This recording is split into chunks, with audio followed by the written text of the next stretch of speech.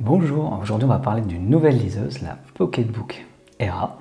Mais avant ça, vous le savez, vous avez des liens dans la description. Un lien pour accéder aux meilleures liseuses du moment si vous souhaitez vous offrir une bonne machine de lecture. Un lien également vers la newsletter qui vous permet de recevoir des promotions sur les liseuses. Donc tout ça c'est gratuit. Et enfin, n'hésitez pas à laisser un petit pouce vers le haut si vous aimez ce contenu et à vous abonner à la chaîne parce que vous êtes toujours très nombreux à consulter ces vidéos, mais vous n'êtes pas tant que ça à être abonné. Alors aujourd'hui, on va parler d'une nouvelle machine, la Pocketbook Era, qui est une machine qui n'est pas disponible en France, tout simplement parce que l'entreprise Pocketbook ne distribue pas en France ses liseuses, c'est l'entreprise Viblio qui le fait et qui sélectionne certains modèles.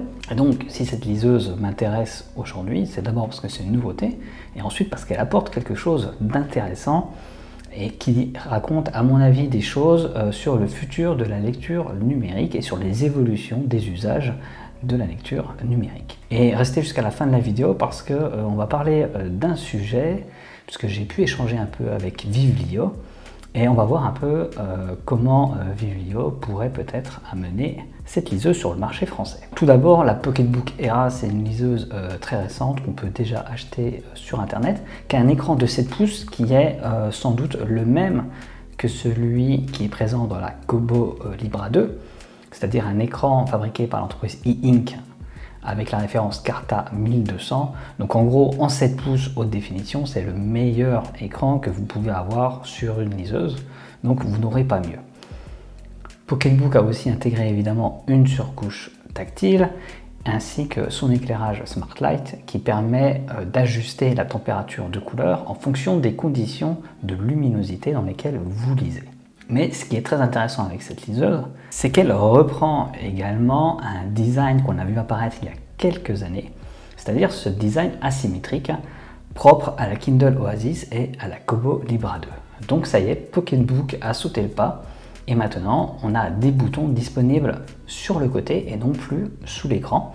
Et donc ça c'est une grosse évolution pour Pocketbook dans son design, et on peut même imaginer que d'autres liseuses vont sortir avec ce type de boîtier d'interface. Autre chose intéressante, donc c'est une liseuse milieu haut de gamme, donc elle est étanche, et déjà ça en fait une très bonne concurrente au Kindle Paperwhite et Kobo Libra 2, surtout qu'elle sera à peu près dans la même gamme de prix de la Kobo Libra 2. Mais dans son communiqué, Pocketbook a également mis l'accent sur des fonctionnalités que les autres liseuses des marques Kindle et Kobo n'ont pas. Alors tout d'abord, il y a la lecture de livres audio.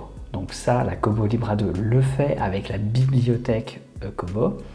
Aujourd'hui, on ne sait pas exactement la Pocketbook Era comment elle va intégrer, comment elle intègre la lecture de livres audio. On suppose que ça va dépendre des pays, des abonnements qui seront disponibles.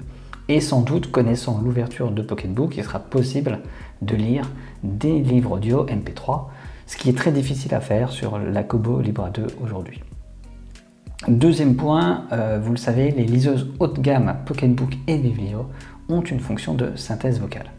Donc là, c'est encore le cas, et on peut imaginer que cette fonction a été améliorée. Elle était déjà très correcte dans la Viblio Color que j'ai testé sur le site. Vous trouverez une vidéo où je teste plus en détail la synthèse vocale, et je trouve que c'est très utilisable. Et c'est une fonction qui permet de continuer à lire lorsqu'on a les mains occupées, lorsqu'on cuisine, etc., éventuellement lorsque l'on conduit, mais c'est aussi une fonction très intéressante pour les personnes qui souffrent d'un handicap visuel. Et enfin, information pas des moindres, cette liseuse a enfin des haut-parleurs. Donc ça veut dire que toutes ces fonctions, synthèse vocale, livre audio, vont fonctionner directement depuis les haut-parleurs de la liseuse, et on n'aura plus besoin d'appairer en Bluetooth un casque ou une enceinte, même si il est possible de le faire encore, puisque cette liseuse a bien sûr une interface Wi-Fi et Bluetooth. Donc si vous préférez écouter au casque vos livres audio, ce sera possible. Et puis finalement, donc c'est une liseuse qui sera disponible à partir d'environ 200 € et qui va contenir 16 gigaoctets de stockage pour vos e-books et les livres audio. Alors 16 gigaoctets, je trouve que pour 200 €, c'est un peu juste, mais Pocketbook a pensé à moi, puisqu'il y aura une option un peu plus chère, environ 240-250 €, qui va contenir cette fois 64 Go de stockage. Et à mon avis, c'est vraiment cette version qui sera privilégiée, parce qu'on arrive à une très bonne alternative à une liseuse haut de gamme comme la Kindle Oasis, la Kobo Sage, sachant que ça restera moins cher, avec plus de stockage et des fonctions supplémentaires grâce au haut-parleur et à la synthèse vocale. Donc je pense que là c'est un bon positionnement pour Pocketbook, et ça va me permettre de parler d'autre chose, puisque j'ai interrogé Vivlio au sujet de cette liseuse, parce que je pense personnellement qu'elle peut être intéressante justement comme alternative à la Kobo Libra H2O, à la Kindle Paperwhite et au Kobo Kindle plus haut de gamme. On m'a répondu que Vivlio travaille actuellement et réfléchit pour savoir si cette liseuse conviendrait au marché français. Donc en gros, ce qu'ils veulent savoir, c'est s'il y a de la demande pour une liseuse qui s'appellerait peut-être Vivlio Era, en tout cas s'il y a de la demande pour que Vivlio adapte cette liseuse Pocketbook Era sur le marché français. Donc si vous êtes intéressé, si vous pensez que cette liseuse peut vous convenir, n'hésitez pas à laisser un commentaire sous la vidéo.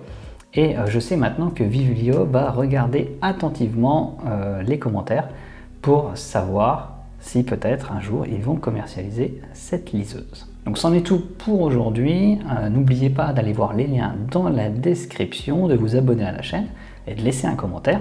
Donc je vous dis au revoir, à bientôt et bonne lecture.